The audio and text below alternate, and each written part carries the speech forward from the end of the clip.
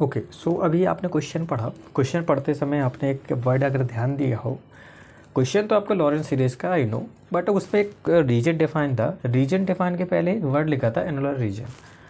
तो जब आपको मैथमेटिकल एक्सप्रेशन देख के रीजन के बारे में पता चल जाएगा तो प्रॉब्लम बहुत आसानी से सॉल्व हो जाती है और प्रॉब्लम का मतलब भी समझ में आ जाता है। तो सबसे पहले हम लोग थोड़ा 2-3 मिनट रीजन के बारे में समझेंगे। अगर मैथमेटिकल एक्सप्रेशन गिवन है तो किस तरीके का रीजन बनेगा और ऐसे रीजन का मतलब क्या है, इंपॉर्टेंस क्या है, वो भी देख लेंगे। तो पहले हम लोग बता देते हैं, ज़्यादातर जो आपका कॉम्प्लेक्स एनालिसिस में यूज होगा वो आपका कुछ इस तरीके का एक्सप्रेशन यूज होगा, ठीक है। तो इसमें लिखा है mod Z minus Z dot modulus equal to R. इसको जब आप लोग कार्टेशियन कोऑर्डिनेट में कन्वर्ट करोगे तो ये एक सर्कल की इक्वेशन बताती है, और ऐसी सर्कल की इक्वेशन जिसका सेंटर आपका जेड नॉट और रेडियस आर है। तो मैंने वही लिखा है कि ऐसा सर्कल जिसका क्या है आपका centre origin in the sense यहाँ पे जेड नॉट है तो जेड नॉट पर होगा और रेडियस कितनी होगी, आर होगी। जहाँ पे जेड नॉट आपका एक कॉम्प्लेक्स नंबर है जिसके कोऑर्डिनेट एक्स नॉट और वाई नॉट है। तो ये आपका सर्कल की इक्वेशन है। ये तो आपने बहुत बार पढ़ी होगी। इस तरीके का रीजन है तो समझ जाना किसका है, सर्कुलर रिंग का। अब इसमें आपको 2-3 चीज़ें याद रखनी है। कैसी कि अगर आपका एक्सप्रेशन इस तरीके का लिखा है, रीजन इस तरीके का है, तो इसका मतलब क्या है कि जो जितने भी पॉइंट्स होंगे ना वो सर्कल की बाउंड्री पर लाई करेंगे, लाइंग ऑन द सर्कल, यहाँ पर लाई करेंगे, ठीक है। ये किसके लिए है, Z minus Z not equal to R के लिए। अब अगर मान के चलो उसने बोला है कि mod Z minus Z not less than R, तो इसका मतलब क्या है कि points lying inside the circle, ठीक है। जितने भी पॉइंट्स हो गए इस सर्कल के अंदर लाई करेंगे तो ये हो जाएगा Z minus Z not less than R वाला रीजन। फिर अगर ग्रेटर देन आर है तो इसका मतलब क्या है, आउटसाइड द सर्कल। ये अगर 3 चीज़ आपको समझ में आ जाती हैं तो ये क्वेश्चन भी आपके लिए बहुत आसान हो जाएगा। अभी तक हम लोगों ने बात की सर्कुलर रिंग की, इसी में हम लोग ये बात कर लेते हैं सर्कुलर डिस्क की। सर्कुलर डिस्क आपके 2 तरीके की होगी, open disc, close disc. Open disc में क्या है कि जितने भी पॉइंट्स हैं अगर सर्कल के अंदर लाई कर रहे हैं, सिर्फ सर्कल के अंदर, तो इसका मतलब क्या है, बाउंड्री इंक्लूड नहीं की गई है, तो ऐसे रीजन को बोलते हैं ओपन डिस्क। और इसका जो मैथमेटिकल एक्सप्रेशन होगा वो आपको कुछ इस तरीके से रिप्रेजेंट करते हैं हम लोग। तो अगर कभी आपको ऐसे मिल जाए Z minus Z not less than R, तो ये किसको रिप्रेजेंट करते हैं, ओपन डिस्क को। अब ओपन डिस्क की बात हो गई तो हम लोग क्लोज डिस्क के बारे में भी जान लेते हैं। तो ओपन डिस्क को पहले हम लोग यहाँ पे समझ लेते हैं, थोड़ा अगर डायग्राम से समझे तो और आसान लगेगा। कि मैंने बाउंड्री को छोड़ दिया, सिर्फ क्या बचा आपका अंदर वाला पार्ट, तो ये होगी ओपन डिस्क। क्लोज डिस्क में क्या होगा, बाउंड्री इंक्लूड हो जाएगी, मतलब पॉइंट्स अंदर भी होंगे साथ साथ सर्कल की बाउंड्री पर भी होंगे, इनको बोलते हैं क्लोज डिस्क, ठीक है। आपने क्या क्या चीज़ सीख ली, circular ring, close disc, open disc. अब हम लोग सीख लेते हैं सर्कुलर एनुलस, जो कि इंपॉर्टेंट था, वही क्वेश्चन में गिवन था। सर्कुलर एनुलस का मतलब क्या है कि region between 2 concentric circles C1 और C2, मतलब 2 सर्कल हैं, 2 सर्कल का जो आपका उन दोनों के बीच का जो रीजन होगा वो कहलाएगा आपका सर्कुलर एनुलस। इसका मतलब क्या है देख लेते हैं। एक सर्कल आपका C1 है, कुछ इस तरीके से एक्सप्रेस किया गया। एक सर्कल आपका C2 है, कुछ इस तरीके से, रेडियस आपकी इनकी R1 R2 है। अगर मैं डायग्राम से समझूँ तो कुछ इस तरीके से सर्कल गिवन था। ये आपका एक सर्कल हो गया, ये एक सर्कल हो गया, दोनों का सेंटर सेम जेड नॉट है और रेडियस R1 R2 है। तो ये जो बीच वाला पार्ट है, ये वाला रीजन, इसको बोलते हैं सर्कुलर एनुलस। यही मैंने यहाँ पर मैथमेटिकली भी लिखा है। अब यहाँ पे आपको फिर से, जैसे हम लोगों ने सर्कुलर डिस्क के बारे में पढ़ा था ना, ओपन क्लोज। ओपन में क्या पढ़ा था, बाउंड्री इंक्लूड नहीं करेंगे। क्लोज में क्या पढ़ा था, बाउंड्री भी इंक्लूड करेंगे और अंदर वाले पॉइंट्स भी होंगे।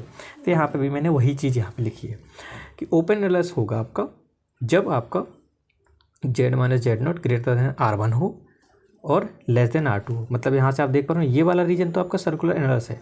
अगर मैं बाउंड्री को छोड़ दूँ, बाउंड्री कौन कौन सी हो सकती है, ये वाली बाउंड्री और ये वाली बाउंड्री, तो इसका मतलब क्या है कि इससे बड़ा होना चाहिए और इससे छोटा होना चाहिए, तो इसको बोलते हैं ओपन। मैथमेटिकल समझ में आ गया। अगर मैं इसको दोनों को मिलाकर लिखूँ तो इस तरीके से लिख सकता हूँ, है ना। तो ये हो जाएगा ओपन एनुलस। अब अगर मैं बात करूँ क्लोज की, तो इसमें क्या कर, बाउंड्री इंक्लूड कर रही है, तो मैंने आपका इक्वल भी साइड लगा दिया। अगर इतनी बात आपको समझ में आ जाती है तो आपके लिए वो क्वेश्चन भी आसान सीधी से सॉल्व हो जाएगा, ठीक है। तो अभी हम लोग इतना समझने के बाद क्वेश्चन पे जंप करते हैं और देन उसके बाद सॉल्यूशन निकालते हैं। बोला क्या गया था क्वेश्चन में, क्वेश्चन में लॉरेंस सीरीज की बात की गई थी। तो लॉरेंस सीरीज का पहले एक्सप्रेशन समझ लेते हैं कि जब हम लोग इसका एक्सप्रेशन करते हैं तो दिखता कैसा है फंक्शन। तो मैंने आपको यही बताया है कि सबसे पहले रीजन देखना, आपको रीजन देखने के बाद अब सीरीज को एक्सप्रेस करना है तो किस तरीके से करते हैं और रिजल्ट कैसा आता है वो भी देख लेते हैं। मान के चलो आपका कोई एफ जेड फंक्शन है और उसको Z equal to Z not पर एक्सपेंड करना है और ऐसा एक्सपेंशन करना है जिसका नाम दिया गया है लॉरेंस सीरीज के टर्म्स में, ठीक है। तो इसका मतलब क्या है कि आपको जो एफ जेड होगा वो आपका कुछ इस तरीके से होगा, मतलब देख लीजिएगा, इसमें लिखा है summation of N equal to 0 से infinity A N into Z minus Z naught की power N plus summation of N minus N equal to 1 से लेकर infinity B N divided by Z minus Z naught की power N, ठीक है। इसमें क्या है कि एक पार्ट को बोलते हैं हम लोग रेगुलर पार्ट या एनालिटिक पार्ट, दूसरे को बोलते हैं हम लोग सिंगुलर पार्ट या फिर प्रिंसिपल पार्ट। एक वाले पार्ट में होती है जेड की पावर प्लस में और एक में होती है जेड की पावर माइनस में। दोनों को पार्ट को मिलाकर हम लोग जो एक्सपेंशन करते हैं उसको बोलते हैं लॉरेंस सीरीज। और एक बात याद रखिएगा, लॉरेंस सीरीज का जो एक्सपेंशन होता है उसके लिए जो रीजन डिफाइन होता है वो रीजन डिफाइन होता है कुछ इस तरीके का, मैं आपको बता दे रहा हूँ। अगर यहाँ से चीज़ें समझ में नहीं आ रही तो आपको मोटे मोटे अक्षरों में क्या याद रखना है कि आपने अभी तक क्या पढ़ा था,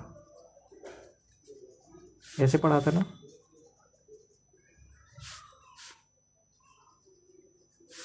है ना, ये आपके ऐसे रीजन हो सकते हैं, मतलब R1 से ज़्यादा, R2 से कम, R2 से भी ज़्यादा, इस तरीके का हो सकते हैं।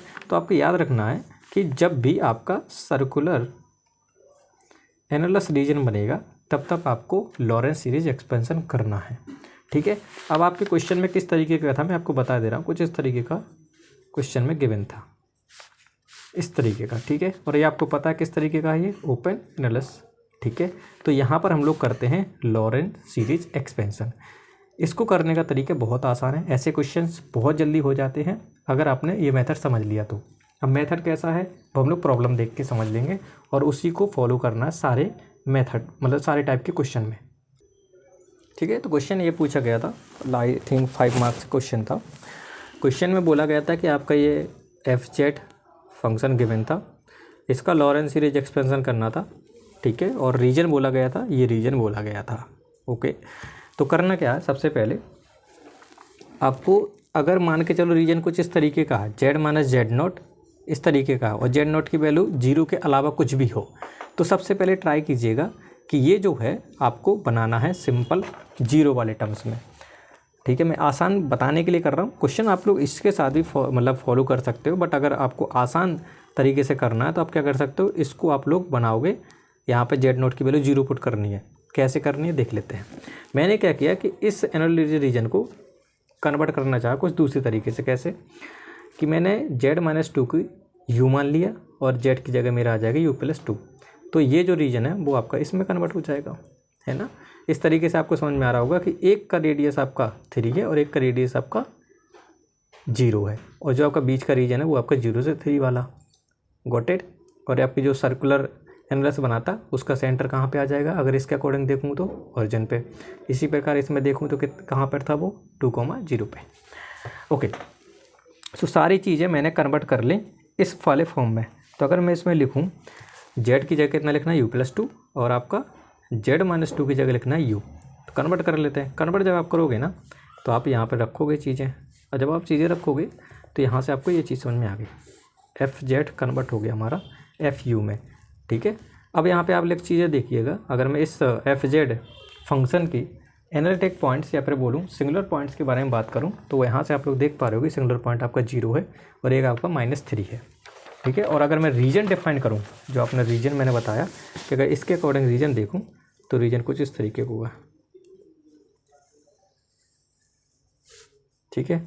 अब यहाँ पे क्या बोला गया था कि 0 से बड़ा वाला पार्ट और 3 से कम वाला पार्ट, तो एक तो 0 रेडियस का है और एक आपका 3 का है। तो यहाँ से अगर मैं बोलूँ आपसे कि जो आपका रीजन बनेगा वो आपका ये वाला पार्ट बनेगा, ये 0 रेडियस का था और ये 3 रेडियस का था, बीच वाला पार्ट है, तो यहाँ पे 3 है, यहाँ पे -3 है, ठीक है। ये सर्कल बना था, ये वाला पार्ट है आपका अंदर वाला पार्ट, ठीक है, ओके। ये आपका है सर्कुलर एनुलर रीजन। तो यहाँ से सिंगुलर पॉइंट आपने देखे कि एक 0 आ रहा है, एक -3 आ रहा है, तो एक आपका कहाँ पे लाई कर रहा है जीरो पे, एक लाई कर रहा है यहाँ पर, सिंगुलर पॉइंट्स। ओके, अब सिंगुलर पॉइंट अगर आपको समझ में आ गए तो बहुत आसान है। सिंगुलर पॉइंट में करना क्या है, सिंगुलर पॉइंट ये बताता है कि आपका जो पॉइंट्स है वो आपके रीजन के अंदर है या बाहर है।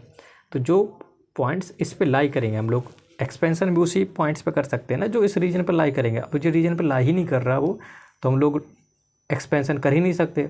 तो हमारा मकसद क्या रहता है कि वो वाले पॉइंट्स पहले फाइंड आउट करने हैं और उन रीजन को देखना है, मतलब ऐसे पॉइंट्स जहाँ पर लाई कर रहे हैं, अगर वो पॉइंट्स रीजन के अंदर लाई कर रहे हैं तभी हम लोग एक्सपेंशन कर पाएंगे। तो देख लेते हैं प्रोसीजर। हमारा सबसे पहले जेड को कन्वर्ट किया तो हमारा ये एक्सपेंशन बन गया, सिंगुलर पॉइंट हमारे 0-3 बन गया। अब आपको क्या है कि इसमें पार्शियल फ्रैक्शन लगाना है। जब पार्शियल फ्रैक्शन लगाओगे तो आपका जो कन्वर्ट होगा आपका कुछ इस तरीके से कन्वर्ट हो जाएगा। मैंने यहाँ पे क्या किया कि सिंपली इस तरीके से कन्वर्ट कर लिया पार्शियली। अब पार्शियली आप लोग अपने अपने तरीके से कर सकते हो, इट्स ऑन यू कि आप किस तरीके से करते हो। जब आपका आंसर आएगा फाइनली कन्वर्ट कर सके आपका कुछ इस तरीके का देखने को मिलेगा। ठीक है, अब इसका लॉरेंस सीरीज एक्सपेंशन करना है इस रीजन के अंदर। Got it. अब करना क्या है कि बहुत ज़्यादा लोग कंफ्यूज हो जाते हैं कि हम लोग किस चीज़ को कॉमन लें। ठीक है, किस चीज़ को कॉमन लें, यहाँ पे 3 है, यहाँ पे u है। ओके, सो इस प्रकार के क्वेश्चन में जब भी ऐसी प्रॉब्लम आए ना तो आपको रीजन देखना है। रीजन क्या है, 0 greater than modulus u greater than less than 3। तो इसमें आप लोग देख सकते हो कि अगर मैं इस वाले टर्म को लिखना चाहूँ तो कैसे लिख सकता हूँ, आप खुद देखिए। एक आपके पास आ गया ये वाला टर्म और एक आपका पास आ गया ये वाला टर्म। ऐसी प्रॉब्लम को सॉल्व करने के लिए बहुत आसान तरीका होता है। रीजन आपका ये है ना। तो अब इसमें से आप देखिए यहाँ पे u प्रेजेंट है, 0 प्रेजेंट है। और अगर इस रीजन के अकॉर्डिंग देखूँ तो कौन सी चीज़ बड़ी है, u बड़ा है। तो इसमें से आपको कॉमन लेना है u वाला पार्ट। अब इसमें देखो आप, इसमें u बड़ा है कि 3 बड़ा है, तो u बड़ा है कि 3 बड़ा है। अब रीजन से देखिएगा 3 बड़ा है, तो कॉमन कौन सा पार्ट लेना है, 3 वाला।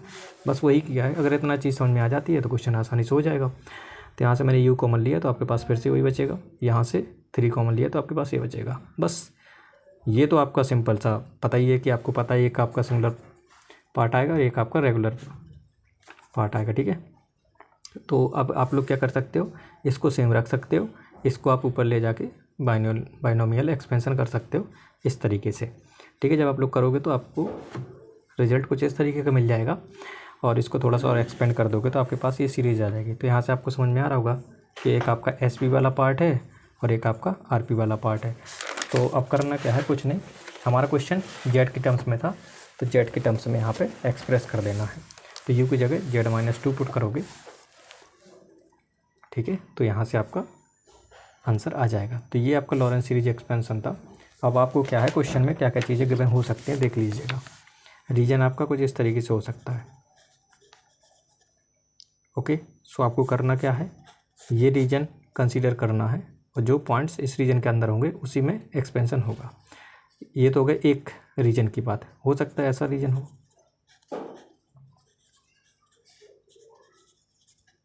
Got it. तो आपको करना क्या है, इस वाली चीज़ को आप लोग यू में कन्वर्ट करोगे। मैं तरीका बताऊंगा, आसान तरीका। यू में कन्वर्ट करोगे, जहाँ जहाँ पर जेड था उसकी जगह u+z0 लिखोगे एक्सप्रेशन में। देन इसके बाद पार्शियल एक्सपेंशन जब करोगे तो यहाँ पे u समथिंग कुछ आएगा, यहाँ पे भी u समथिंग कुछ आएगा। सपोज ऐसा आ गया। अगर इस तरीके का आ गया तो आप लोग देख सकते हो, अगर मैं इस रीजन को u के टर्म्स में कन्वर्ट करना चाहूँ तो आपका ऐसा बन जाएगा। तो एक ब्रैकेट से आपको लेना है जो बड़ा वाला पार्ट है। इन दोनों में देखो बड़ा कौन सा है, u है, तो u कॉमन लेना है। इसमें देखो कौन सा बड़ा पार्ट है, R2 है, तो इसमें R2 कॉमन लेना। फिर इसके बाद ऊपर ले जाके आप लोग सिंपल जो आपका बाइनोमियल एक्सपेंशन होता है ना उसका यूज करके सीरीज का एक्सपेंड कर दोगे।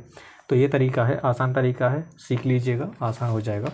बाकी लॉरेंस सीरीज तो आप लोग कर चुके हो, बट ये आपका थोड़ा सा ध्यान रखने वाला पार्ट है कि अगर आपका FZ है आपका इस फॉर्म में आएगा तो आपको पहले पार्शियल फ्रैक्शन में तोड़ना है। इसके बाद कॉमन पार्ट आपको तलाशना कि कॉमन किसको लेना है और इसके बाद बाइनोमियल एक्सपेंशन का आपको फॉर्मूला लगा देना तो आपका लॉरेंस सीरीज में कन्वर्ट हो जाएगा। तो ये आसान सा तरीका था। मेथड याद रखोगे तो प्रॉब्लम आसान लगेगी और अगर मेथड याद नहीं है तो आप लोग आसान नहीं कर पाओगे इस तरीके के क्वेश्चन को। आई थिंक यहाँ तक चीज़ें समझ में आ गई होंगी और अगर कोई डाउट होता है कमेंट बॉक्स में पुट कर सकते हो। Thank you.